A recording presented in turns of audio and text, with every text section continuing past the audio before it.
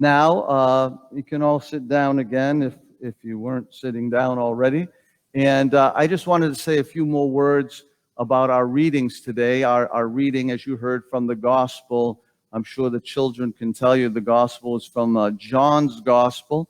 And our epistle was from the book of Acts. From Pascha on, we start reading from the book of Acts. The book of Acts is the story of the church after the resurrection. So we celebrate the resurrection in church, and then we start reading from the book of Acts, and we start seeing all the different things that were going on with the early church people, the apostles, Peter, and then eventually Paul, and all the apostles, what they did and how they built the church. This is an essential book. It's kind of the continuation of Luke's gospel. It's kind of Luke part 2, the book of Acts. It's also written by Luke, the book of Acts. Now, today was highlighted some of the miraculous work of Peter in our reading that we heard today, that Chris read today. And so I wanted to mention a little something about Peter. You remember Peter from the Gospels. This is before the book of Acts, before the Lord was crucified and raised from the dead. Peter was one of the important apostles, but he didn't always do things right. There were times when the Lord even got frustrated with Peter. Jesus said, I'm going to Jerusalem, and in Jerusalem they're going to crucify me, and on the third day I'll rise from the dead. And Peter said, no, we don't want that to happen. And Jesus got a bit angry at Peter because it was going against what he knew was the plan that God had for him. On another occasion, Peter didn't want Jesus to wash his feet when Jesus was showing everybody to be an example. This is what you have to do. And then he says, okay, wash my feet. Wash my whole body. And then Jesus says, no, enough is enough. The feet are enough. This is enough of an example for me to show you. So Peter kind of didn't quite get things all the time. We know that Peter brought a sword and started attacking people when Jesus was arrested, and Jesus had to stop him and tell Peter to put down the sword. Those who live by the sword will die by the sword, Jesus told Peter. And then we know what happened afterwards, after the arrest, how Peter, after all his bragging, ends up fearful and denying Jesus 3 times. And so this is Peter. He's a fisherman. He's not a scholar. He didn't go to university and get fancy degrees. He's a fisherman. He loves Jesus, but his own struggles in life sometimes get in the way with his relationship with him. After the resurrection, things change. All of a sudden, Peter, now filled with the Holy Spirit, is strong. He has strength in a way he didn't have before. He's all of a sudden not making mistakes in the way he did before, but he's doing wonderful and beautiful things. He's healing people. Today we heard of his healing of Aeneas and of Tabitha. And Aeneas was lame, it said in the scriptures, and Tabitha had died. And these weren't his first healings. He had already healed many people before, and he kind of had a reputation at this point, not only as an apostle, but one of the chief apostles. And so Peter was this really great apostle, has a reputation, he's healing people, and you might think it might go to his head a little bit. Now, there's a couple things I want to mention. Let me bring up this word first, self-differentiation. It's not in the Bible anyplace. It's more of a psychological term, self-differentiation. It's usually applied to adolescents as they are growing up and starting to differentiate themselves from their parents. They're attached to their parents for most of their very early life, and at a certain point as they're growing up, they have to self-differentiate. They have to become their own person. They have to become independent, and this is natural. It's oftentimes very painful for the adolescent, oftentimes very painful for the parent. But self-differentiation is a natural thing. But it's not natural in our relationship to God.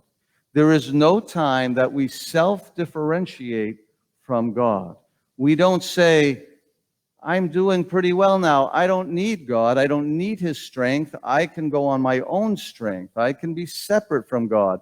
And you might think Peter could be tempted into that after everything that's happened and all the marvelous things he's been doing and the healings and the people coming around him and his reputation and the excitement that happens when Peter comes around. They just want his shadow to touch him.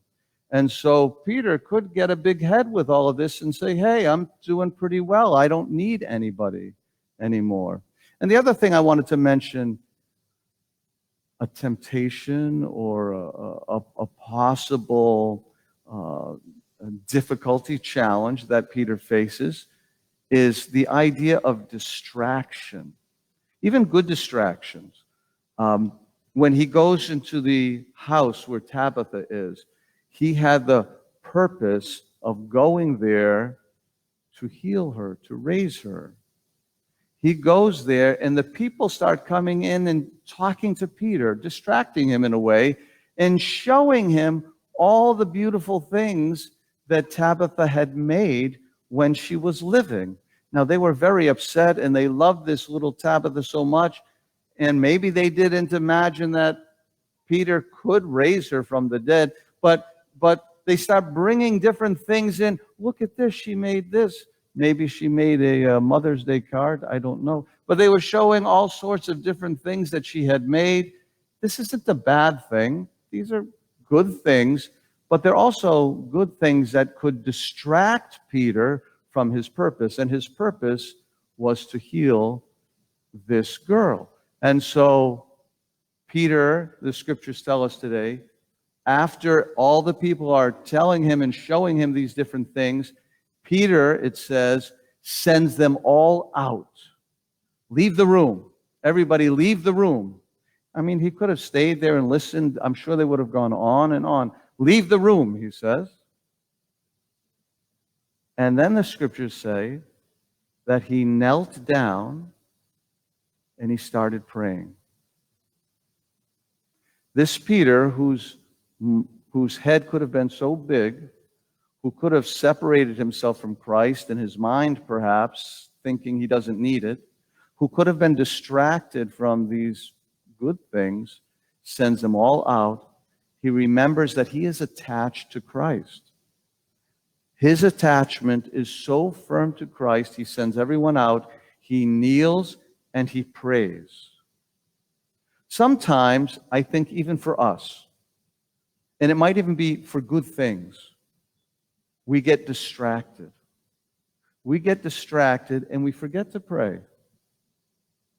You know, I could even be working on a sermon. I pull out the scriptures, I read the gospel, the epistle reading for that Sunday.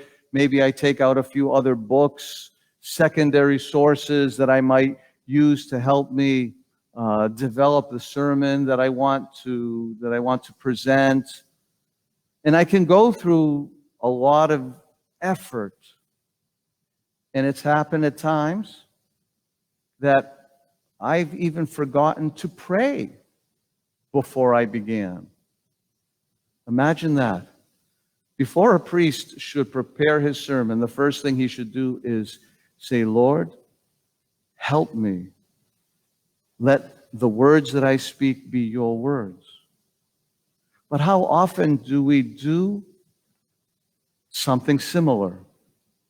We have something important to do, something good to do, but we let that good thing distract us from that relationship to Christ that we need to have, that relationship of prayer. So two things here. Firstly, we don't self-differentiate from God. We follow Peter's example. It doesn't matter how successful one becomes in life or in one's career or in one's even spiritual relationship with God. We don't become separate from Christ, ever. And secondly, we don't let things distract us from our prayer life, even good things. And we have so many good things that we have to deal with. We have our relationship with our spouses. We have the things we need to do with our children and with work. And these are all good things. And it's possible that we can let these good things get in the way of what we need to do, our prayer time with God, so that days go by, weeks go by, doing lots of good things, but all this time goes by and we haven't even spent time with Christ in prayer. We can't do that. Let's let Peter be our example today and always. Here's a man who's just like us, really not much different than any of us. He wasn't a person from his youth that was making all the right decisions. We know from the gospel that he made a lot of wrong decisions. In fact, Jesus even gets frustrated with him at times. But he is someone who attaches himself to Christ, to the risen Christ, who opens himself to the gift of the Holy Spirit. This is something all of us can do. Peter isn't Jesus. Peter isn't the Son of God. Peter is a human being who makes mistakes, who struggles with sin, just like the rest of us. But he's also a person who committed himself to the faith and committed himself to Jesus. And when he falls, he gets back up again. This is something that all of us can do. May the Lord bless and protect you all. And to all our moms, grandmoms, and our godmothers, we wish you a very happy Mother's Day. Christ is risen.